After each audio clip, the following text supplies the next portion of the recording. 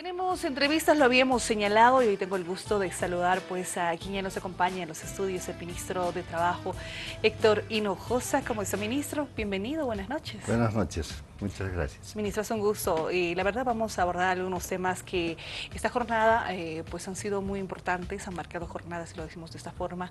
Y el primero, ministro, está relacionado a un caso de una menor de edad, trabajando, no había contrato, y eso nos lleva a pensar también cuál es la situación, cuál es la normativa que se establece en nuestro país con los menores de edad. Bueno, el hecho que ha acontecido entre ayer y hoy día se debe a una denuncia presentada por una trabajadora en contra de una empresa que se dedica a comercializar línea blanca. Y es una persona así de mayor de edad ya, 18 años, pero cuando se hizo la inspección se encontró que había menores de edad, en este caso una señorita de 16 años que no contaba con el permiso de trabajo. De acuerdo a nuestra normativa, las personas que cuentan entre los 14 y 18 años para ser contratadas en una actividad laboral deben tener el permiso de sus padres o tutores que lo tramitan ante el Ministerio de Trabajo. Hemos constatado que este extremo no existía, pero al mismo tiempo se ha podido apreciar de que no se le pagaba salario. En realidad se transformó en una especie de contrato civil, y solamente se le estaba dando lo que se llaman comisiones, sin garantizarle un ingreso mensual a esta menor de edad.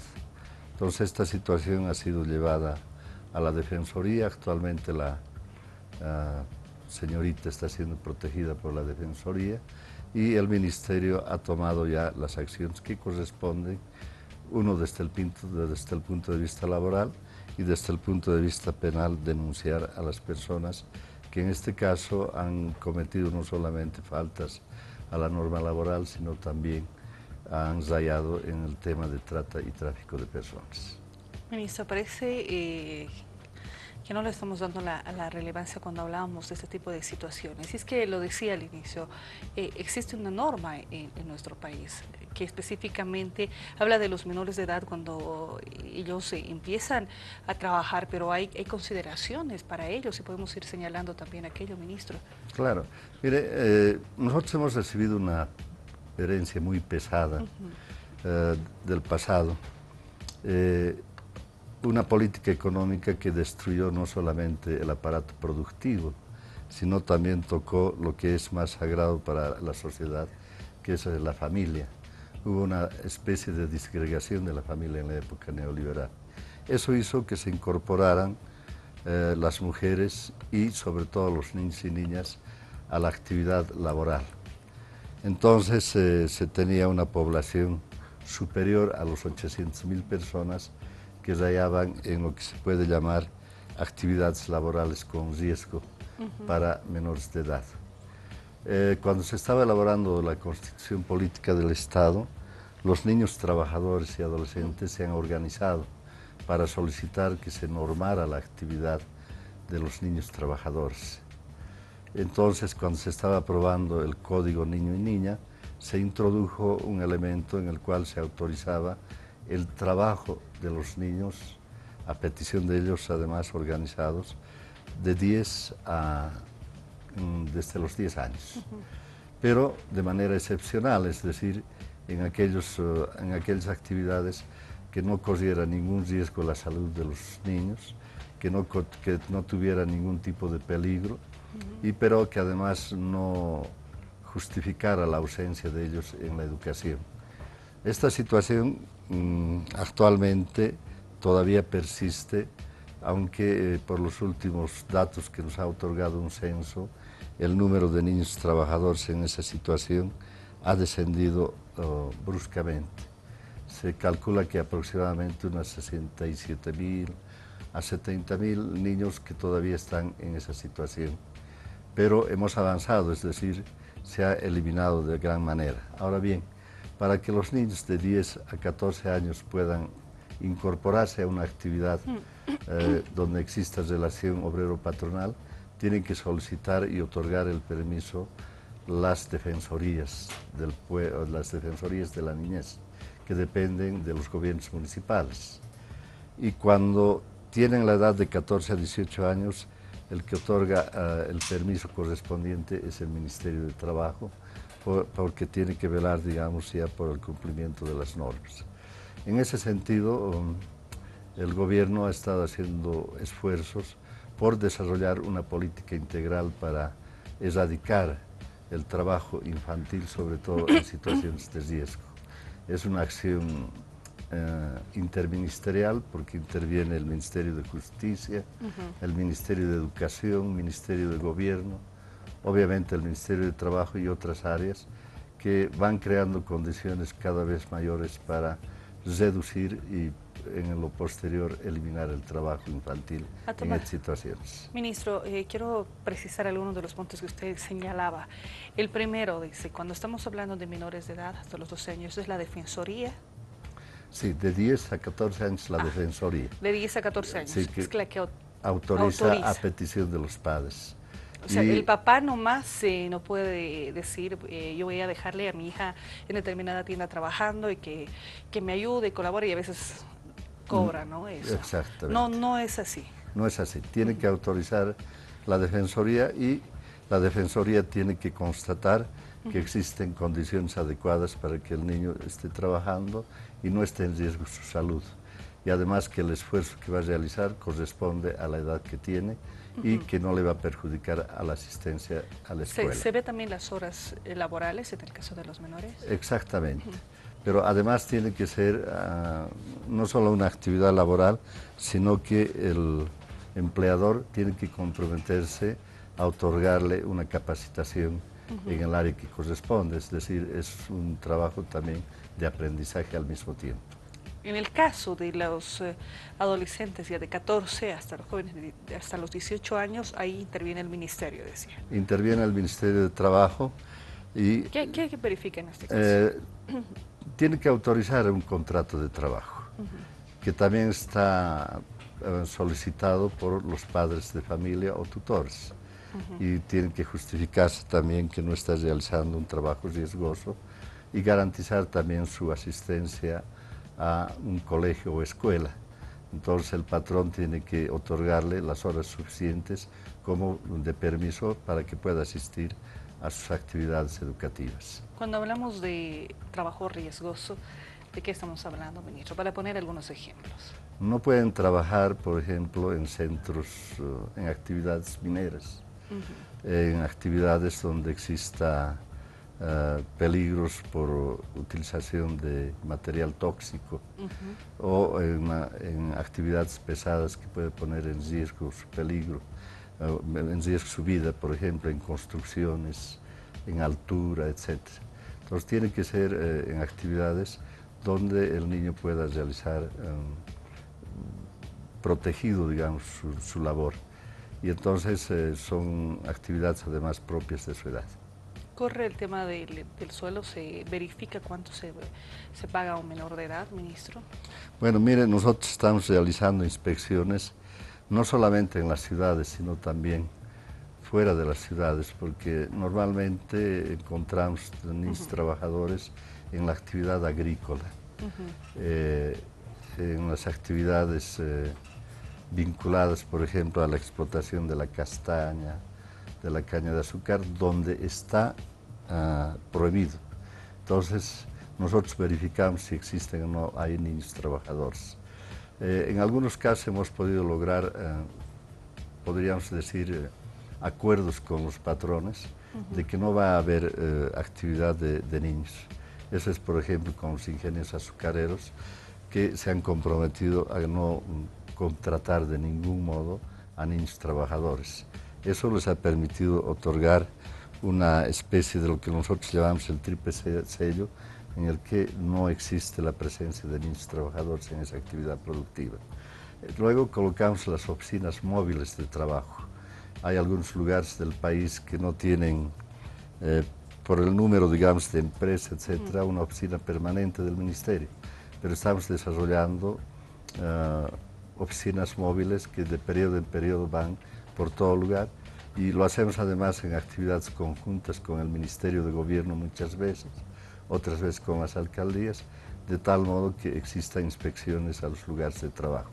Donde sí hemos encontrado con frecuencia niños trabajadores es en las chifas, ¿no? Eso ya en las ciudades, pero En las ciudades, centros urbanos. sí, en los centros urbanos. Y también en restaurantes, ¿Y ¿no? aquí se puede regular, ministro, por ejemplo, se ve cuánto se tiene que pagar a un menor de edad o a una persona No de puede 16 ganar años? menos de un salario mínimo. Todos, eso Todos, quería. sí. Sobre los 2.000 bolivianos en 2.000 este caso. bolivianos, ¿Se han exactamente. encontrado casos menores? Sí, se ha encontrado. Y cuando se encuentran esos casos, se les hace restituir sus derechos laborales.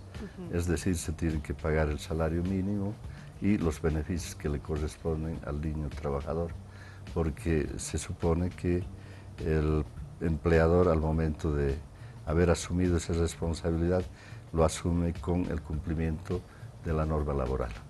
A tomar en cuenta estos datos, entonces.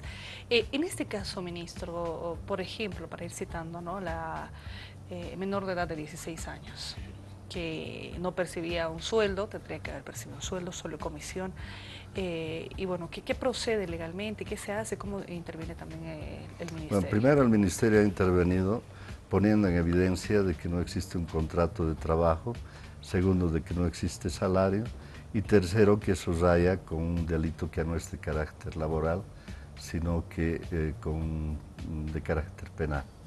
En ese caso se hace la denuncia a las autoridades correspondientes, primero a la Defensoría, para que asuman las medidas legales que corresponden, debido a la obligación que ellos tienen de seguir los juicios penales que puedan implicar, digamos, una actividad de esta naturaleza al margen de la norma. Y por su lado, el Ministerio de Trabajo lo que hace es restituir los derechos de ese niño trabajador, obligar a la parte empleadora de que se pague los salarios que corresponden por el tiempo que ha trabajado, los beneficios sociales que correspondan, y entonces por una parte se les restituye el derecho de trabajador y por el otro el derecho como persona. En la nota que veíamos decía, sí teníamos la autorización de los papás, no es suficiente, necesitan siempre cumplir con todos los requisitos. Los papás tienen que pedir la autorización al Ministerio de Trabajo y el patrón tiene que exigir esa autorización. Se tiene que exigir, Sí, para ir en norma, y nadie puede ganar menos de 2.000 bolivianos. Exactamente. Además, ministro, ¿cuál es la recomendación entonces? Por ejemplo, niños en las chifas, en restaurantes, en centros de comida, como que por lo general son los lugares donde más se encuentran, ¿no? No, la recomendación es sobre todo a los padres de familia. Nosotros sabemos que existen hogares que tienen necesidades y dificultades económicas, pero debe llevar, digamos, a reflexionar a los padres de que junto a la incorporación del niño al trabajo se le debe asegurar también su salud, se le debe asegurar su propia dignidad personal y en ese sentido informarse. En el Ministerio de Trabajo tenemos una especie de consultoría laboral donde pueden recurrir los padres de familia o cualquier persona. También tenemos una línea telefónica al cual pueden hacer uso. Entonces, de todos modos, nosotros pedimos de que se informen y cumplan con las normas. En caso de que no puedan apersonarse al Ministerio de Trabajo, pueden hacerlo a las defensorías de la niñez que existe en cada municipio, y entonces donde también les van a informar sobre la situación de los niños trabajadores. A tomar en cuenta estos datos. Ministro, antes de cerrar la entrevista quiero abordar otro tema. De hecho, ¿qué pasa con la Central Obrera Boliviana? Por ejemplo, ¿cuál es la lectura? Sabemos que usted también en determinado momento formó parte. Sin embargo, que se está viendo una central obrera boliviana hoy con algunos problemas en el sentido de que no todas, por ejemplo, están con el respaldo respectivo. Anoche, a la pasada jornada se tenía que desarrollar un congreso, no se llama. ¿Qué es lo que ocurre? ¿Cuál es su visión que tiene usted por parte del ministerio? Bueno, lo que pasa es que el señor Guido Misma ha dejado de ser el interlocutor confiable de la Central Obrera Boliviana, porque no cumple, digamos así, las normas, los estatutos de su propia organización. la mayoría de las organizaciones se han estado pronunciando porque se respete la declaración política del último Congreso de la Central Obrera Boliviana. Dicha declaración señala de que los trabajadores respaldan este proceso de cambio, apoyan al presidente, pero además piden la profundización del proceso de cambio. Este documento, que es exigido para su cumplimiento, en ocasión del Congreso Ordinario de la Central Obrera Boliviana, fue presentado y defendido por el propio Guido mismo, pero que a este momento parece que se ha arrepentido y ha tomado nuevos contactos políticos, pero ya no expresa, digamos, las posiciones de la organización propiamente y ni siquiera las necesidades de los trabajadores. Últimamente ha estado levantando consignas de carácter político a nombre de la Central Obrera Boliviana cuando los propios trabajadores no han aprobado ninguna línea al respecto. Por ejemplo, es el caso del respaldo al conflicto de Achacachi o el respaldo que otorgó a los médicos. No viene de un empleado, No de una viene de un reunión que empleado. sume a las CODES. Claro, es una porción estrictamente personal o de un grupo de dirigentes, ¿no es cierto? O por ejemplo esto de decir que van a defender el voto del 21 de febrero, negando la acción de inconstitucionalidad que presentaron los asambleístas, y esas posiciones son de carácter personal. Y entonces a mí me parece que el día de ayer lo que ha acontecido es una muestra de que precisamente no se quiere consultar a los trabajadores. Ayer estuvieron presentes todas las organizaciones obreras, estuvieron presentes organizaciones campesinas y el total de las centrales obreras departamentales en el ampliado. Si de acuerdo al estatuto sumamos esa presencia, es cerca del 70-75% del quórum necesario para realizar un ampliado.